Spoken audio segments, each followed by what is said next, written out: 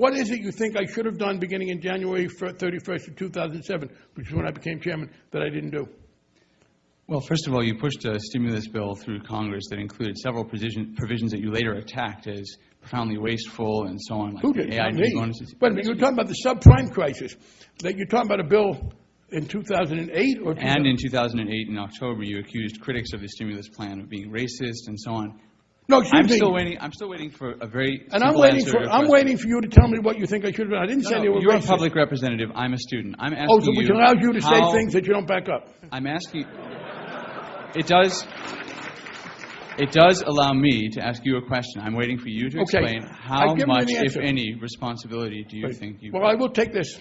First of all, you are a student. Students are entitled to full constitutional freedom of speech under the First Amendment. You've made an accusation that is wholly inaccurate. I didn't accuse you of anything. I'm asking how much responsibility, if any. If you can say none, that's fine. I think you're being disingenuous, to be honest, when you say you haven't made an accusation. You said it happened on my watch. Rarely, I've never heard anybody say, good for you, it happened on your watch. That's accusatory. You're entitled to be critical, but I am entitled to answer. The answer is, yes, I do take responsibility for something. In 2006, the Republican-appointed chairman of the SEC, who was forced out by George Bush because he was too much of a regulator, Bill Donaldson, tried to get control of, tried to make hedge funds register. The courts overturned him.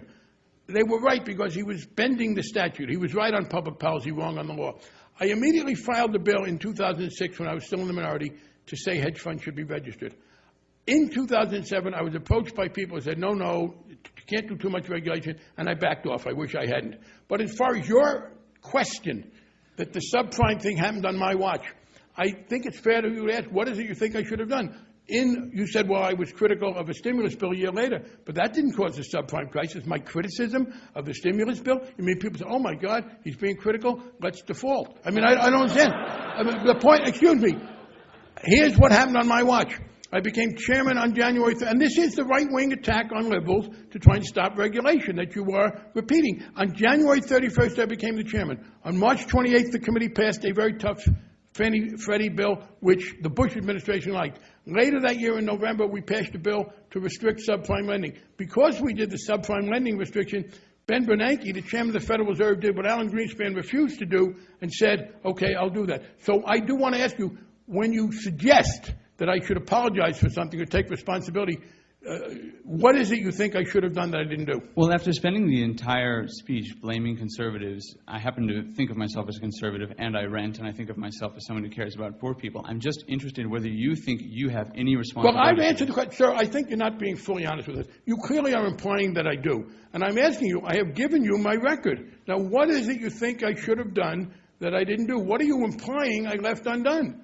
It does seem to me a fair question to ask, given the way you asked your question.